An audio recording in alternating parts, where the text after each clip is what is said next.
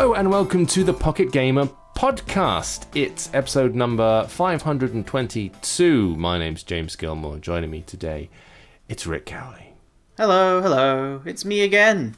Back. It's always after, me. Always you. After the I'm gonna say it. I'm gonna say success. The success of LaunchPad. It was a huge success, James, and we shouldn't be ashamed of ourselves for finding it as such. It was magnificent in every possible way. Well, I did a great job. Yes, of course. Everybody else was fine, but I was fantastic. Rick, the linchpin Cowley, held it all together, as he always does. No, it was great. I know you people on the channel, on the YouTube channel, have seen the videos popping up, and I think they're all going, "What is this? What the channel is now? 2-hour live streams of stuff?" And they're like, "What?" Like, no, don't worry, it's not that. We're going back to normal. Today, in fact, we're going back to normal. But we wanted to push them over onto the YouTube channel as well. But yes, if you didn't realise, we did these big Twitch streams last week, 3 days in a row. Rick kicked it off with me on the Thursday, and then it was myself and Danielle Partis, who is currently Influencer Update and in the future other things. And then on the final day, it was Dan Sullivan, who is you know him for the podcast, did edits to pocketgamer.com. And it was really good. He organised the whole thing, you know, that guy. Yeah, so he made my life worse for a while. It was really good. Like, we got ridiculous. We were running at like 17,500 concurrent views on Twitch every night, and we got like 3 million views over the course of 3 days. And this is like, obviously sounds great. We're part of a larger network, part of a larger family, like Pocket Gamer and Pocket Gamer Biz and everything's part of Steel Media, and Steel Media is part of Enthusiast Gaming, which is its own, like, they do like live events and that's what they do, like B2C live stream stuff. So we were working with them, and they were obviously pushing us out over their network as well. So we got a far wider reach. If it was just me on my private Twitch channel pressing go, and then 3 people tune in, one of whom is my mum. So there are reasons, but overall it was great. We had a wonderful time. It was incredibly stressful, and I was glad when it was over. But it's gonna come back. We're gonna do it again. I think it's November-ish. That's the plan, isn't it? Sometime around there. Yeah. So it'll be back to normal on the YouTube channel. Back to nice, normal, short 4-minute videos. Don't worry. It'll be fine, James. The first time is always the worst time. After that, you've got all your systems in place. We know that it's going to be a success. And God, doomed before I even wonderful. Press the live stream button. It's mostly OBS, because we were stress testing OBS to try and see how it handled when I uploaded 30 videos into it and 5 different themes, and yeah, it was a whole thing, lots of scenes, but it was good. Whereas this is easy. The podcast, we just do a Zoom thing and then I render it out afterwards. Piece of piss. So we should probably chat newsy things. Sorry that we weren't there for the actual podcast last week, but if you missed us in any way, if you're listening, I thought, they weren't there. We were there. 6 hours of it. Go check it out. It's all on YouTube. Plenty more than you can possibly handle, I suspect, of it. But let's get back to the daily grind, the news, the things that are happening in the mobile world, including Google and its 4G, 5G streaming plans for Stadia. We've got a massive upgrade to Grindstone, one of Rick's old games, what he played a bunch of. Marvel Duel has appeared, and we'll tell you where to get it. We've got the first look at NieR Reincarnation's closed beta, plus a whole bunch of new releases, including Interloper, the Tides of Oblivion expansion for Pascal's wager, Aggretsuku, the short timer. Rick's been playing it. We've got a snooker game, we've got Gloom Digital Edition, more stuff as well. But first the news. And the drinks. Oh. Yum. Stadia's been a bit of a recurring... Sorry, what? Did you just say num? I said yum. Because I had some water, and water is nice. Sorry. I got some to interrupt. Oh. Yum, yum, yum. Num, num, num, num. I'm doing the cat thing. You know, they always have those videos of cats, like when you give them ice cream or something. Yeah. And they go... that thing. Do you not do that when you drink water? I'm so sorry for interrupting the podcast. Let's get back to the you caused task this, at hand. This is your fault. Anyway, Stadia, something of a recurring theme on the podcast. More and more news has been dribbling out recently. The latest of which is Google adding 4G and 5G capabilities to the Stadia app. This is part of a new, and I love the fact there's air quotes in this, experiment for the service. We're experimenting with the service. Let's make it good. But the thing is, right, this has a knock-on negative effect as well. So on the one hand, previously you've had to be hooked up to the Wi-Fi in order to do Stadia on your Pixel phone or something like that. And now they're going, right, okay, we'll let you stream and we'll allow you to do it when you're properly mobile, so 4G and 5G. This has some effects, one of which is, you won't be able to use the Google Stadia controller because in order for that to work, you need to be hooked up to a wireless network. That's how the controller communicates with the phone.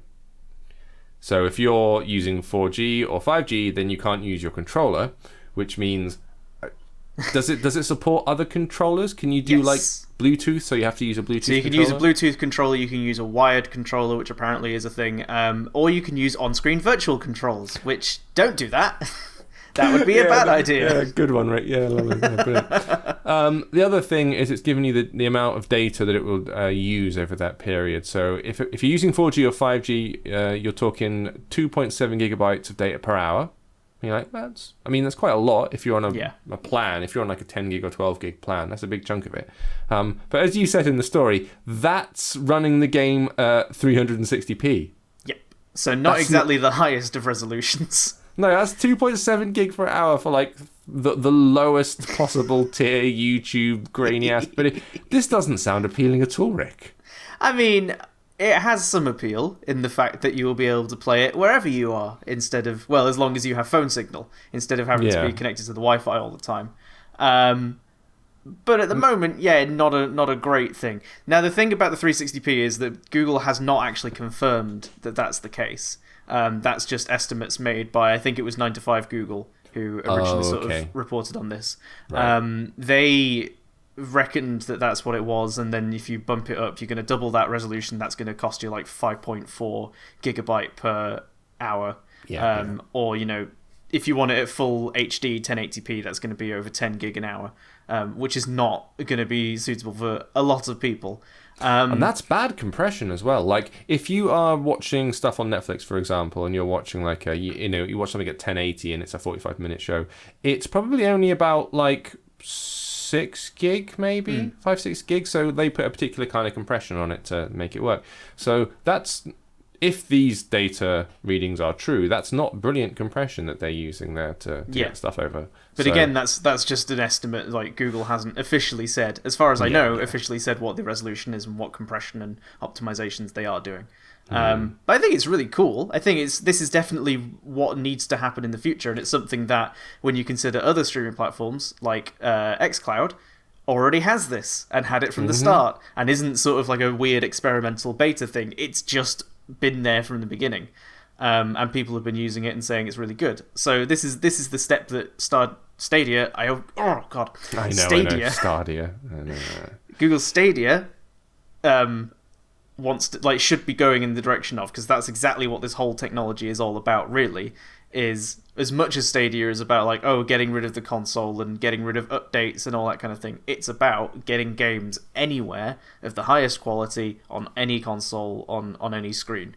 And 5G is a big factor as well, because the data rates, whenever they've done the 5G test, once they roll it out, and I know it's been controversial about who's providing the 5G, and in the UK we've had this big thing of not allowing people to have monopolies of it, and it's all in flux at the moment. But not allowing Chinese companies to be involved, because we're all terrified that they're in the pockets of the Chinese government, which feels a little bit suspicious. But you can walk outside and pull down like 300 megabits per second easy. Yeah. So the connection is incredible, and so if you can pull down those figures, then this kind of stuff is nothing. You can stream 4K, no problem. But then it comes to, all right, then what about data caps? You need to have basically a service where you have infinite data. And even then they have fair use kind of things on it. So when you start downloading like 12 terabytes every week, people start going, all right, no, we didn't. When we said infinite, we did not actually mean infinite. You didn't see the little asterisk that was there next to the word. I know this because I've had to, I pull down certain video projects I'm doing with people. I have to pull down 350 gig online over the course of a day or two. And I can just see my sort of service provider like eyebrow popping when he's looking at... Someone get a van round there, something's going on, I don't like it. Send the boys over. Exactly. Someone needs to have a word about what unlimited really means. Well, the other thing regarding the Stadia business is they've signed some new people. We have been criticising in a joking way, but also semi-serious way about like, but what about the games though? There are no games. And they've announced that they're bringing in Konami, Harmonix, and Supermassive to create some actual exclusive games for the platform. Yeah, that's nice. Not hugely surprising from Harmonix, who love to get involved as like exclusive games on literally every platform. Oh yeah, that's true. I suppose they've done the Oculus one recently with well, not even that recently. Yeah, well, they did like Oculus. They did VR. They did Apple TV when that was very briefly trying to be a games console as well. They did Beat Sports, which they eventually ported to Switch as Super Beat Sports. Okay. Like any time there is a new console, Harmonix signs on.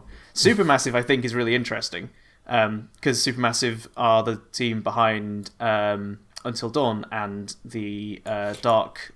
The somewhat less successful Dark follow-up thing, Dark Anthology, whatever it is, and they're releasing chapters of that, and the reviews on that have not been stellar. And I liked Until Dawn. I thought Until Dawn was cool. I really enjoyed it.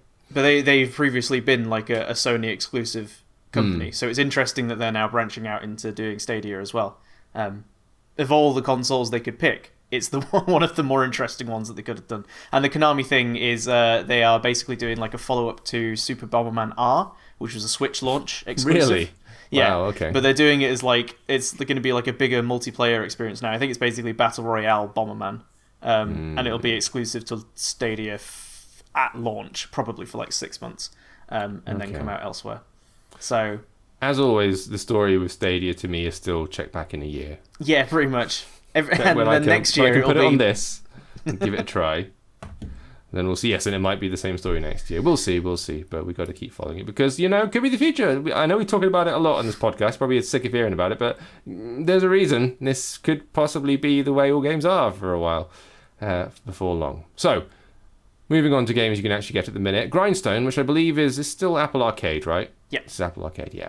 And it's been one of the good ones. It's been one of the ones that people have really liked. I know you played it for a bunch.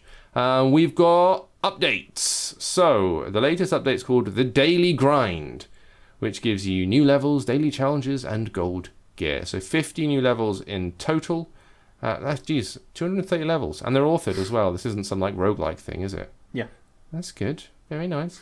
Have you not played Grindstone? I did. I played it when it was originally launched, and I did some... Because it's that, colour matching, but it's a battle, and you're kind of drawing those wonderful snaking lines between the soldiers, and then...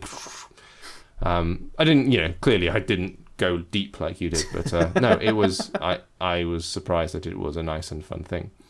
So the idea, you have to... With this daily grind thing, you do 4 levels each day, right? And you have to do 4 tough levels in a single life. That's the bit. And then every time you clear a level, you get to choose a piece of gear from a selection of 3. So that's kind of the angle. You're gear grabbing if you're particularly good. And there are a couple of new bits of gear to grab, which is the pickaxe and the Gold Rush Garb. And they help you collect golden nuggets, apparently. I don't know what these are. But so it's a bit like a rogue-like being put into the game. But it's like a daily challenge thing. That's actually pretty interesting. I like that a lot. That's nice. So it's still Apple Arcade, so you have to subscribe to get involved with it. But I'm still waiting for them figures. I still want to see what the retention figures are for Apple Arcade. I don't think they've released a lot. You would know. You're a stats guy. Has Apple bared its soul regarding the current number of people on Apple Arcade? Apple has not ever said anything about it. They unlikely ever will. Developers are under like strict. I don't even remember what the name is. NDAs? What I mean? Yeah, NDAs. I was going to say DNA, but that's not the right thing. Yeah, developers are all under strict NDAs to not talk about it, because every time we talk to like an Apple Arcade developer on Biz, and we say, so what kind of numbers are you looking at? And they're like, people really like our game.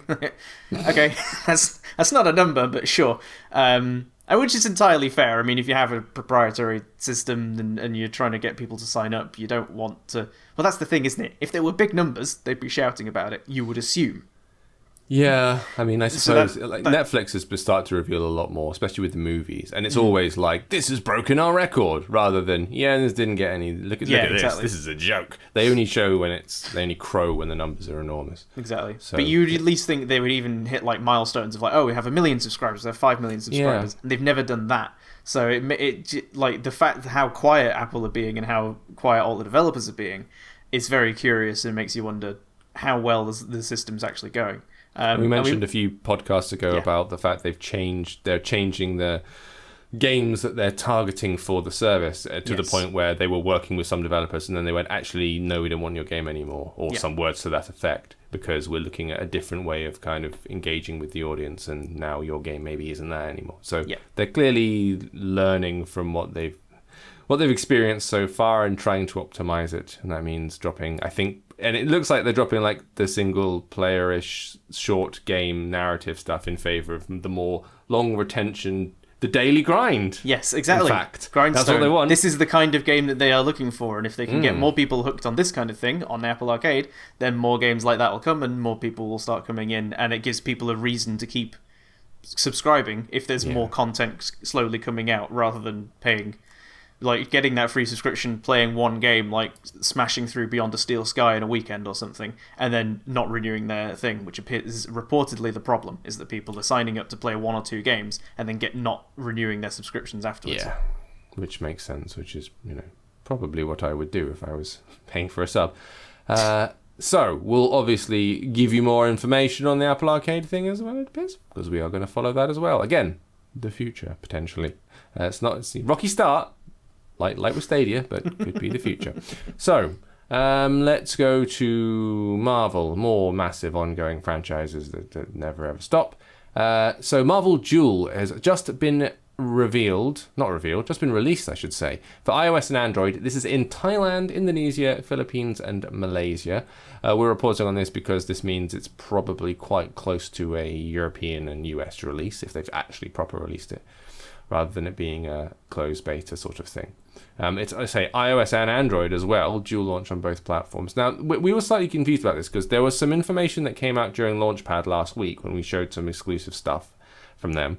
And when you watch the videos and look at the information, it looks like a card battler, like a kind of standard, Hearthstone-ish, lay cards on the table, Gwent cards battle it out.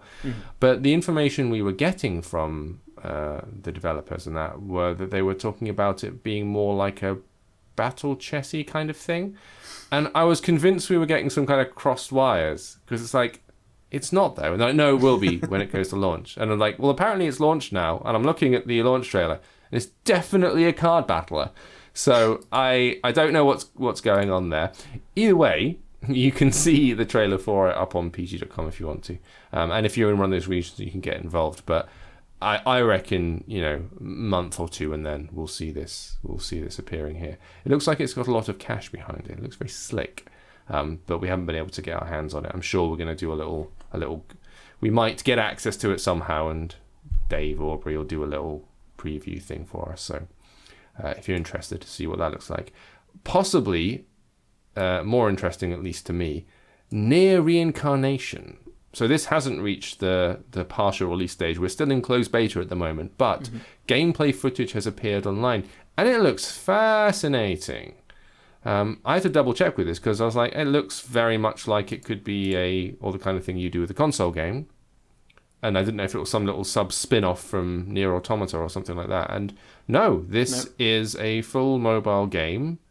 It's got a lot of the stuff you'd recognise from NieR. Now, I haven't played NieR, but I followed the coverage and I've watched a bunch of it. And I know that they do the thing where they switch between different genres, different points of view, and side-scrolling, and then 3D third person, and then shmup and stuff like that. And it seems to be doing that stuff. You've got a lovely, you can see in the footage they've released, it's like 13 minutes you can see here, and then another video underneath it, which is like a full 16 minutes as well, an additional one. And it's doing all that stuff. It starts off as like a black and white 2D side-scroller, then it turns into a 3D, and it looks almost like... It makes me think of Ico more than anything else. Yeah, that very stark style and that sort of slow movement kind of thing. I've never played Ico. I've seen like screenshots and footage of it, but yeah, I know the kind of feeling that you're going for. Yeah. big old stone castle, and then the camera kind of moves into interesting different positions depending on where you go. And then suddenly it goes all color, and then you're into a much close quarters third-person combat, which is much more reminiscent of the game. But instead of it being the, I guess, Platinum-style brawler, this looks more RPG-ish, as in you've got your characters and you've got your 2 attacks on the side, and I imagine an automatic lock-on from the look of it. Yeah. So, like the console versions of the game, they seem to be experimenting with genre and experimenting with the form of it all, which is kind of cool. But I was surprised it looked like it did. It did. It looks way more, because I've not really been following it. Not because I don't like NieR, but just because, again, like you, I've never really played it. I've not finished even the first playthrough of NieR Automata, and I don't know if I even got that far in it. I feel like I put like 8 hours into that game and didn't get anywhere. But I really love the style. I love that guy who does the thing. Is this another one of your Suda51 sweary types? Yeah. Okay. Yoko Taro. Right. He's the guy who wears the moon head, and yes. Yeah. Sure. And this is all his sort of thing. I love all the stuff that he does, and he's a very interesting individual. Not just because he wears a moon head at all times. So I really am interested in this, but I haven't really been keeping up with it because I'm kind of just like, well, I'll play it when I play it. But I had a skim through the video before we started recording this, and it does look really good. Like, really, as you say, like, it does not look like a mobile game whatsoever. It switches to something that almost looks like a 16-bit cutscene at some point, where it looks like it turns into a western.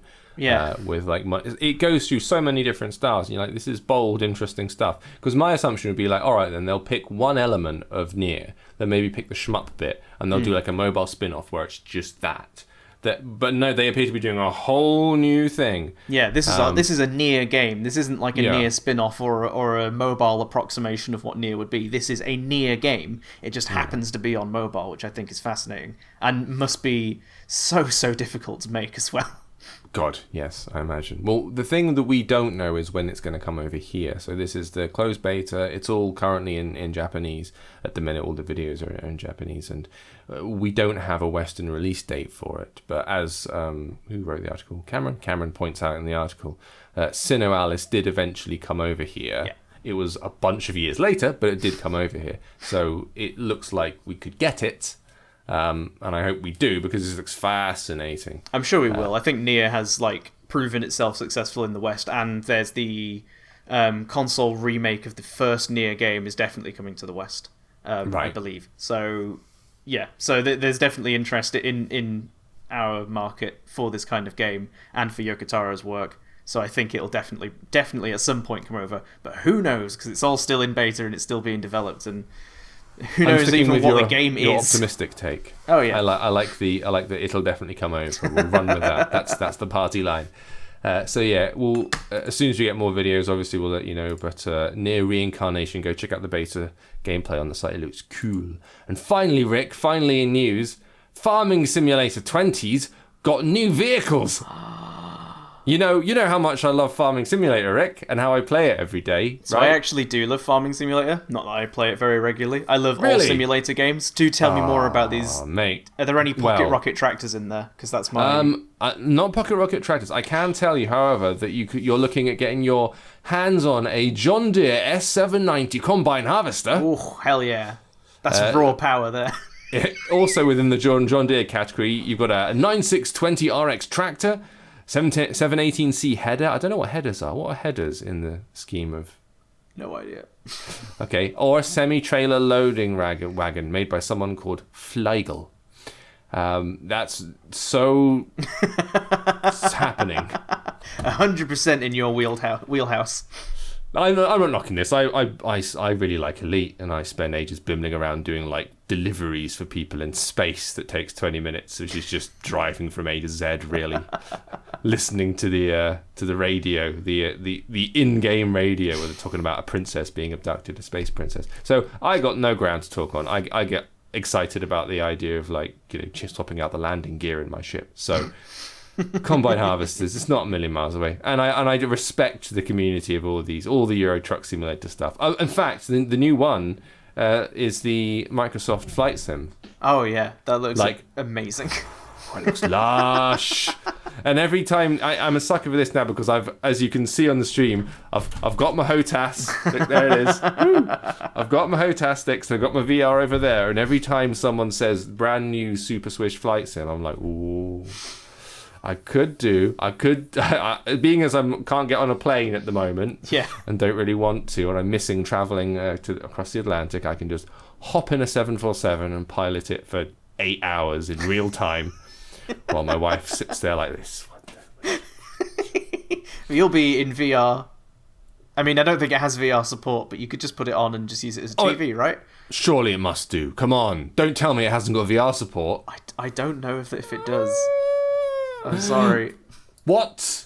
Hang on. I don't care the fact that I'm leaving this in the podcast. Flight Sim VR, come on now. Don't do this to me. Will support one VR headset this fall. Just the one, though. And you probably don't have it. It says only a single headset at first. As opposed to what? Like, me having a co-pilot and him being logged in as well?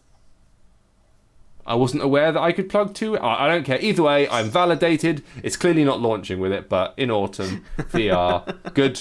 Now I have to buy it. Damn. It's alright. It'll be on Games Pass. Just get that instead. Which comes with xCloud later this year, which is a mobile thing. Really? I looped it back in. Oh yeah, do you not know about that? I didn't. Well, I suppose it's Microsoft, isn't it? Yeah. Yeah. Games Pass. I guess quickly talk about so xCloud will be part of Games Pass, and all the games available on Games Pass will be available through xCloud. I think October, November when it. That's right. Launches. We mentioned on the last final podcast for this one. Yeah, we covered that good stuff. Yes, they did well with that. That whole announcement was like, yep, all of this, yes, good. This is a very good and well done. Carry on. Flight Sim on your mobile. Probably, maybe. Yeah, might look a bit crap. No, give me the VR stuff, and also, of course, the Squadrons, EA's Star Wars game, which I'm incredibly excited for. But yeah, get yourself a John Deere 658 header in Farming Sim 2020. Oh no. Alright, I'll do. Let's new release this thing. Out and about this week, we're going to stick with the flying around theme with Interloper, which is a game that we did a preview of about a month or so ago. What we're dealing with is a in-cockpit space flighty sim, arcade style, so you are mostly involved in just blowing the crap out of everything that appears. Initially, it's very wave-based, so you've got loads and loads of enemies flying at your face, and you just have to survive for a set period of time. And it's quite good fun. So, I don't know, have you played it? No? Yes? I haven't. I had a quick look at it, because it's a premium title, isn't it? So it's It is. It's a $4.99. It's dearer than I was expecting. So I didn't get a chance to actually play it, but I looked at one of the screenshots, and it seems like you're sort of... It's that very... like I'm guessing you're sort of just locked in this cockpit view the whole time, and are you flying around in the world, or things coming at you? Right.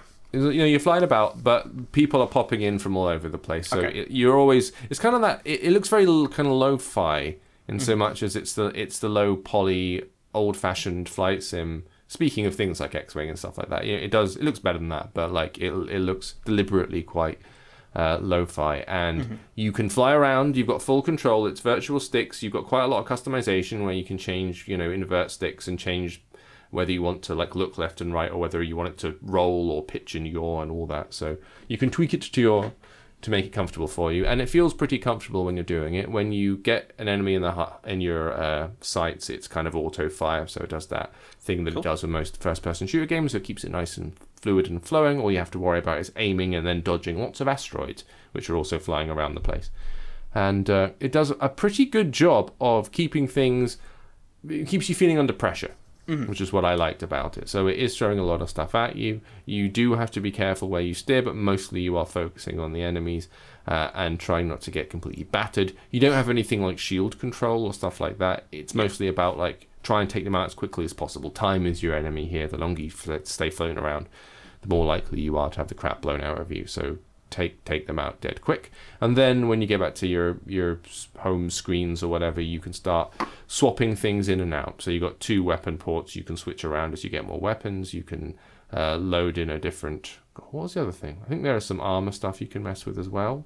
But there's not a lot of customization. There's maybe about like 5 or 6 nodes on the ship that you can tweak and play around with.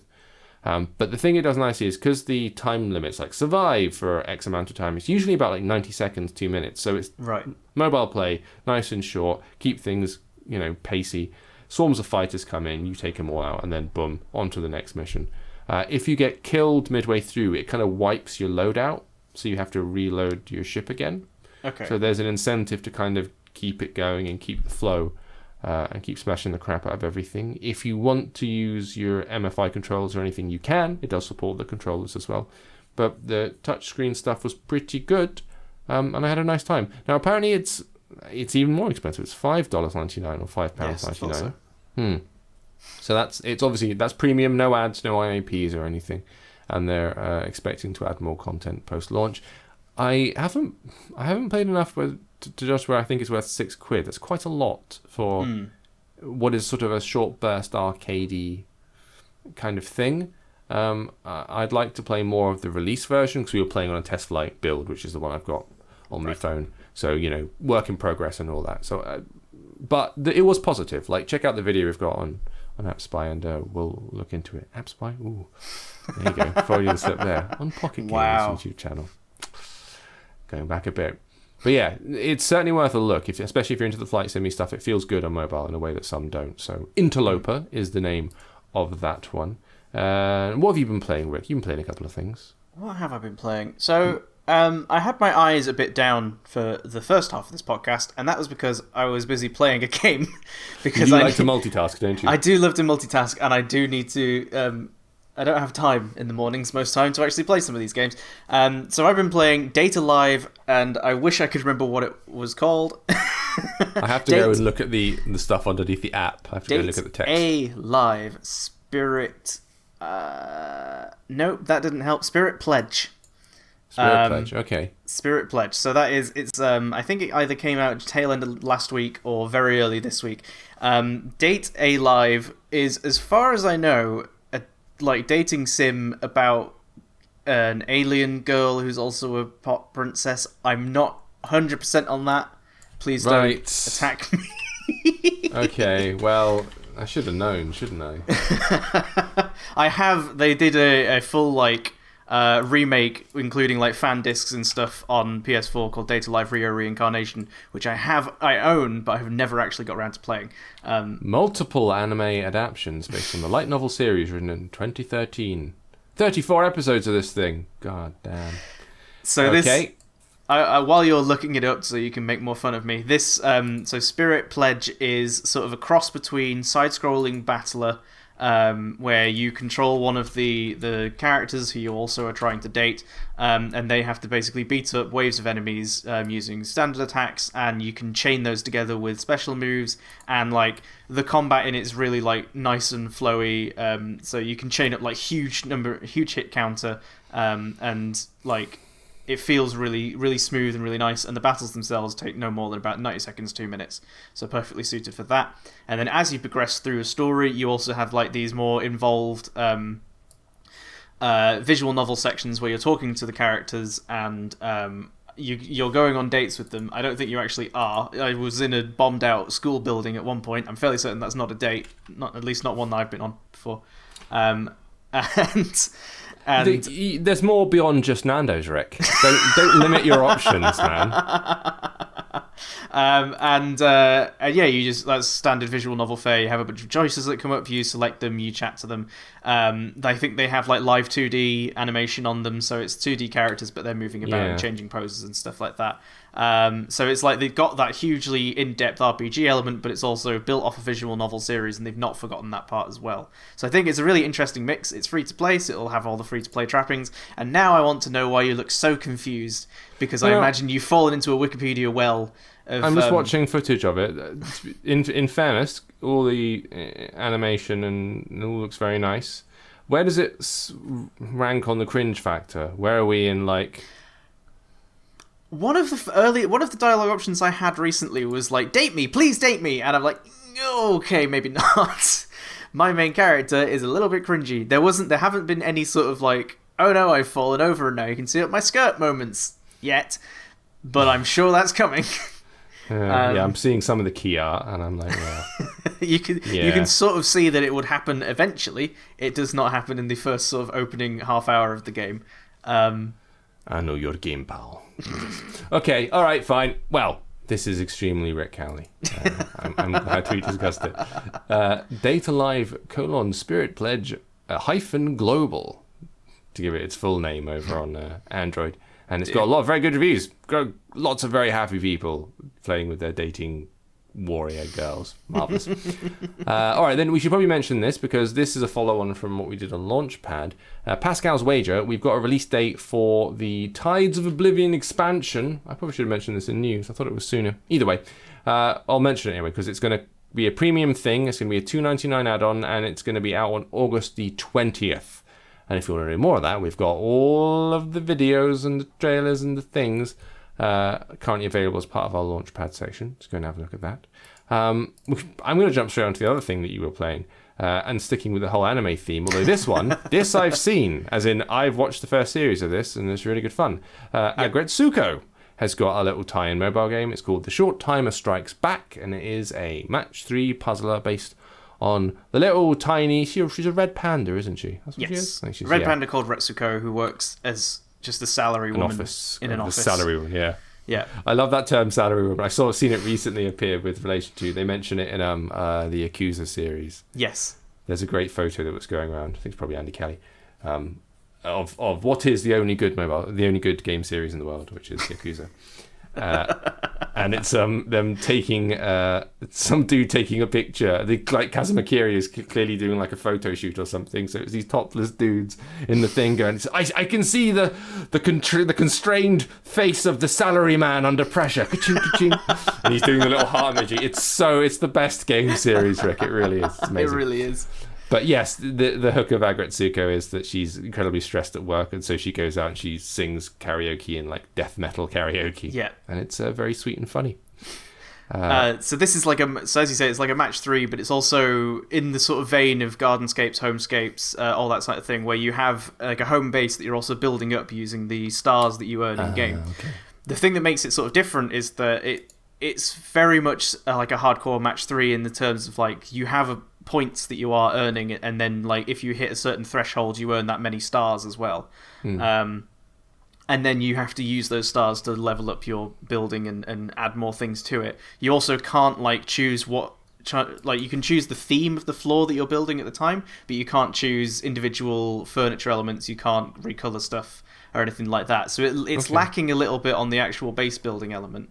But the match 3 stuff is there, and it's good, and it has lots of different objectives that it throws at you pretty early on. So, you're not just matching characters, you're also defeating boss battles, which is really weird, and then you have to like collect flowers from vases and break open documents, and every now and then like one of the characters will come up and throw a ninja rope up, and you have to cut the ninja rope to make them fall because they're a spy or something like this. So there's all sorts of different objectives to get thrown in. And then you go back and you level up your building. You can also level up your characters because they have like a different special ability, and all the characters are from the anime. So you start with Retsuko and I can't remember. There's a lot of characters in Aggretsuko, and I can't remember all their names. I'm a fan of the big pig boss. The big pig boss is very funny. The macho pig boss who keeps saying about protein. That's very good. Good gag. Yes, the yoga guy.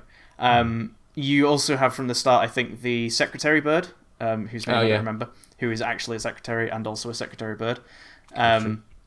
And then you can start unlocking all the other characters, and all they have special abilities and stuff. And some of them appear as bosses and enemies in the game as well, which is kind of funny.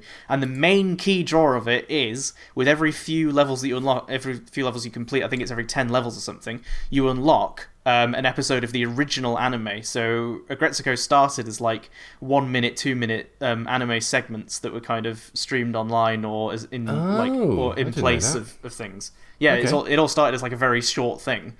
Right. As you complete each block of levels, you unlock a new episode of that original run of anime. to watch. Because I saw that and I was like, they haven't made like 100 tiny short episodes of this just for the game. No, they already had 100 tiny short episodes available. Nice. And then it got picked up by Netflix and turned into 2 seasons, and 3rd season's coming soon, which I'm very excited about. So yeah, I think in terms of like, it's very competent as a match 3. It has that whole like cute. If you like Aggretsuku and you like the characters and stuff, they're all there. They're all very cute. They're all doing their little things and all that kind of stuff. I don't really like the way it combines its base building and its match 3 elements, because I think tying it all to the great thing about homescapes and gardenscapes and that kind of game is that you don't have a score that you're trying to get to unless that's the objective of the level. Right. So you're never sort of you're never held back by skill in terms of how well you do in individual levels. It's just how many levels you can get through. Whereas this, you are held back by like your skill in the levels. So if you don't get 3 stars in every level, it's going to take you much, much longer to keep leveling up the base and that kind of thing. So I don't like how it does that. You don't like that it demands you be good. Yes. I mean, the other games of that sort, of that caliber, that kind, do demand you to be good, but they don't demand you to be extra good all the time. If you just squeak by, you'll still get the rewards that you then can use to build up your thing. So I think it's lacking in that regard.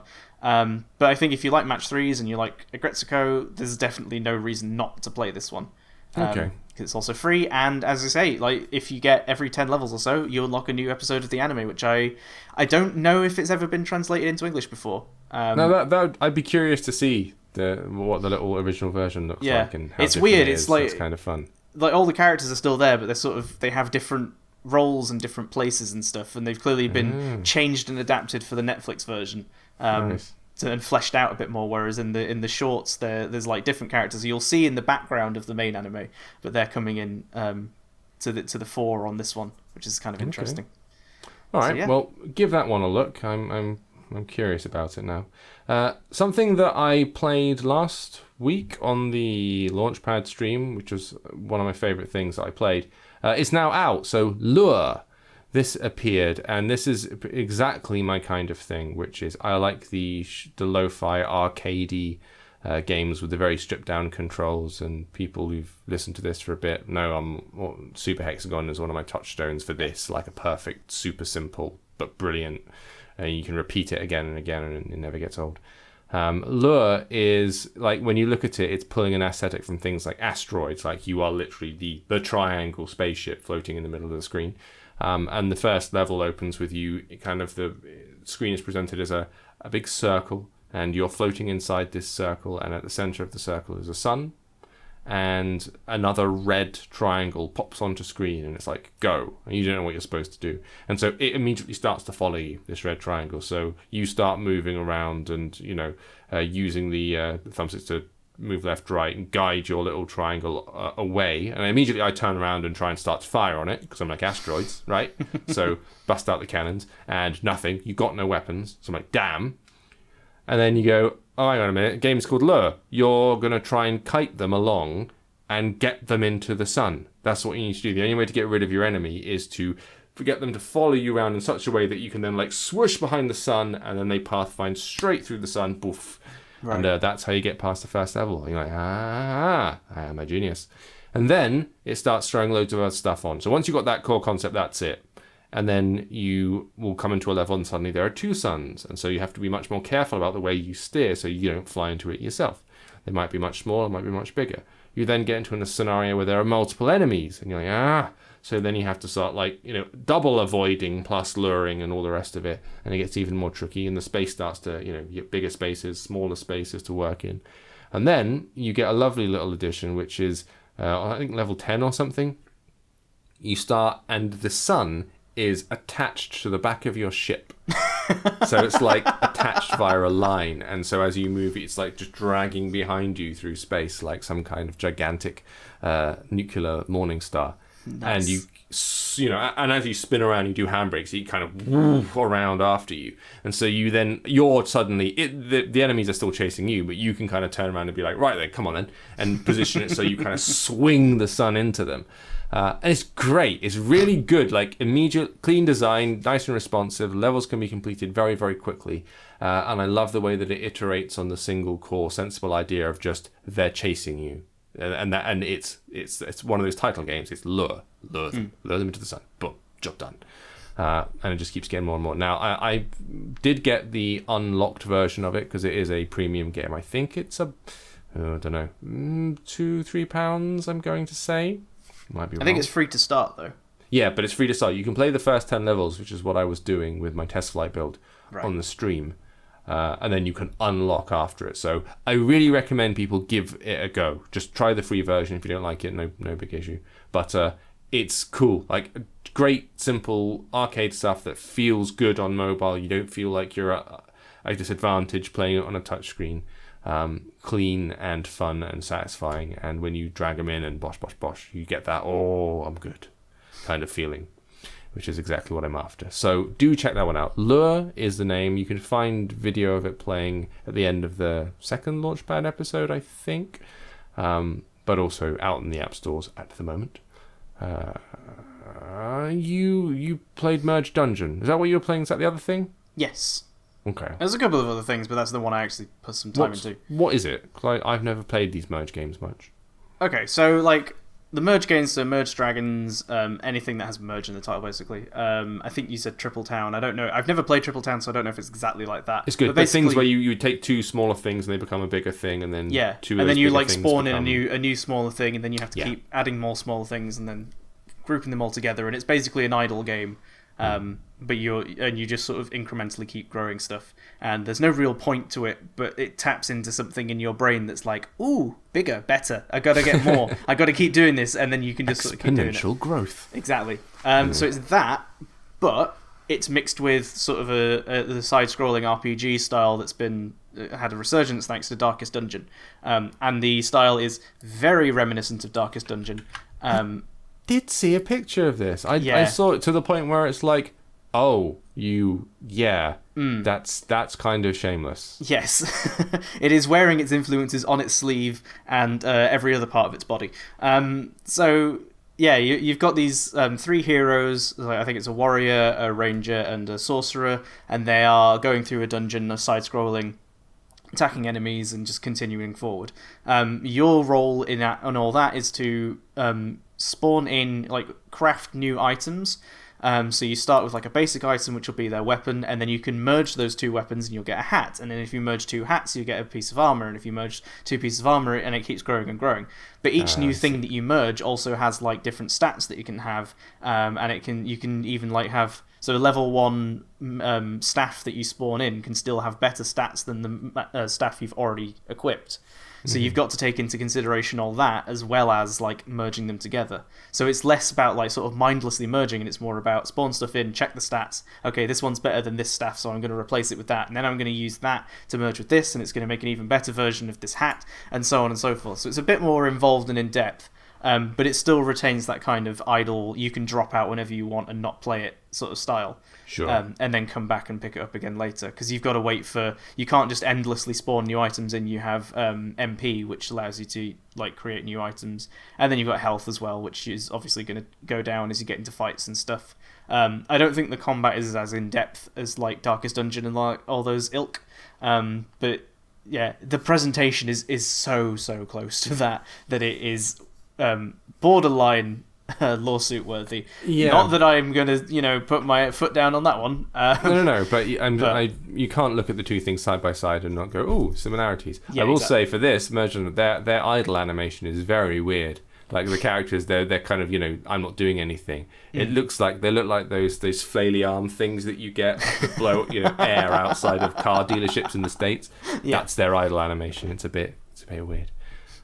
Is it fun or is it? I don't know. I played it for like a few minutes and I was like, oh, I fully understand the concept and what I'm supposed to be doing. Okay, now I'm kind of done with it. So I think if you were willing, because it's got objectives and stuff which steer you towards doing certain things. So and you have to like each character has their own sort of equipment that you're merging, so it's not just one merge screen. You have 3 different screens, and you can just keep spawning stuff in for different characters, and the objectives steer you towards, it's like, okay, we'll do 7 merges for the archer now do 10 merges for the sorcerer, and that kind of thing. So I imagine if I had more time and I actually sat down with it and went through it, I'd probably get hooked into it. I don't know if it's that fun, but it definitely has that kind of like, okay, yeah, I can see where I'm going to keep incrementing my power and my wealth and that kind of thing, and that's appealing. The numbers going up. Yeah, it's that sort of thing where it's just the numbers going up. There's nothing in there that immediately leaps out at you and goes, oh, this is so new and original and amazing that I'm going to keep playing it and I'm going to get really invested in it. It's one of those games that I think you could fall into if you allowed yourself to. Gotcha. But if that sort of depends on if you don't already have a merge game that you're already playing, and like the Darkest Dungeon aesthetic, which personally I don't. Controversial opinion. I did like Darkest Dungeon and the aesthetic, but this is not as good version of it. This doesn't look as good. All right then, Merge Dungeon is the name of that one. I'm guessing that's a free to play thing that's on all the platforms. All right, totally free. The last thing I'll mention, because we kind of run out of time here, is Gloom Digital Edition is coming to mobile as well, which I only mentioned because I played a lot of this on Steam. And this is in pre-release, I think. It's a board game, and it's interesting because the objective is the opposite of what the objective usually is, which is you're playing across from someone else. The idea is you choose one of 4 families to play as, and they're all these like... kind of one of them is like a carnival freak show family, and the other one is like an aristocratic family, and they're all look like kind of characters out of the Addams Family, and so they're all kind of horror, spooky characters. Mm-hmm. And the idea is you have to engineer your own death. You have to make it so that your family is as miserable and as sick and the most terrible things happen to them as possible. And conversely, you have to ensure the other family is doing very well and having a prosperous time, making lots of money, and being very healthy and generally enjoying life. And you're playing against each other to effectively do them a favor. and they go, oh, you gave me loads of money, you bastard. And that's the dynamic of the game.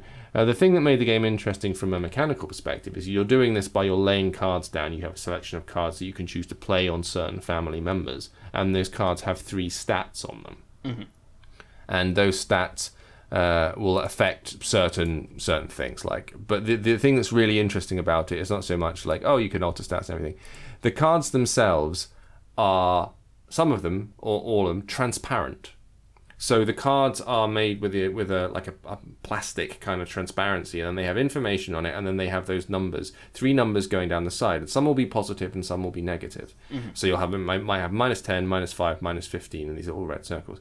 And so if you put that down on someone else's character, it says like, right, you're reducing certain stats by 10, or you're increasing them, you're plussing them up.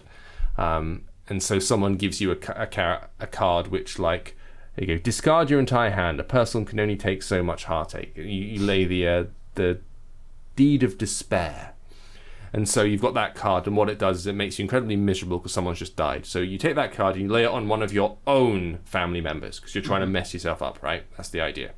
So what then the opponent can do is go, all right, well, I've got this card called Fantastic Day Out. And what it's going to do is it's going to increase all of your stats. But I'm going to lay it down on that person's character. So they're going to lay their good card on top of your bad card. And because it's transparent, one sits on top of the other.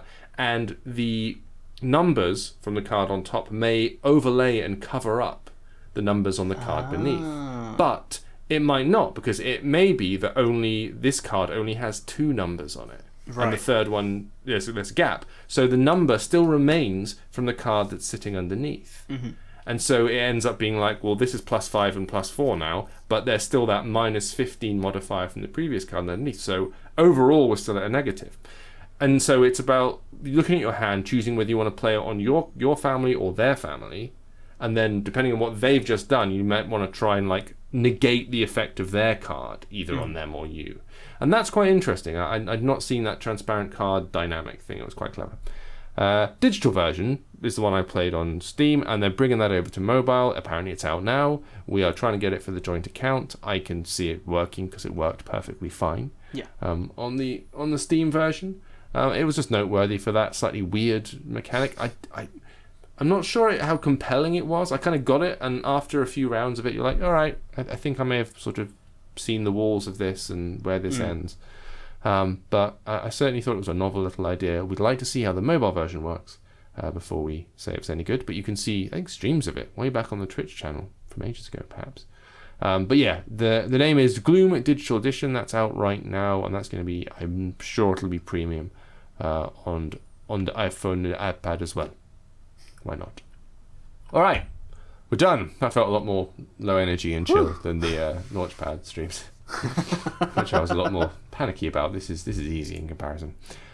Thanks for listening and watching if you're on the YouTube. And again, if you missed out on last week's stuff, go and check the YouTube channel. There's loads of content there to catch up on. It basically serves as a big 2-hour podcast, really, kind of. And you get lots of different guests. We certainly went on enough tangents for it to consist as a podcast. Yes, I want to put as much non-relevant information in there as possible. Desperately lassoing you back into the world of mobile games. I will not be restrained, Rick. You cannot keep me in your tiny little prison. I will be free. So thank you all for watching this one. We're back again next week for more. Thanks for joining me, Rick. Thank you for having me. It is a pleasure as always. And we will see you all next time. Bye-bye. Bye-bye.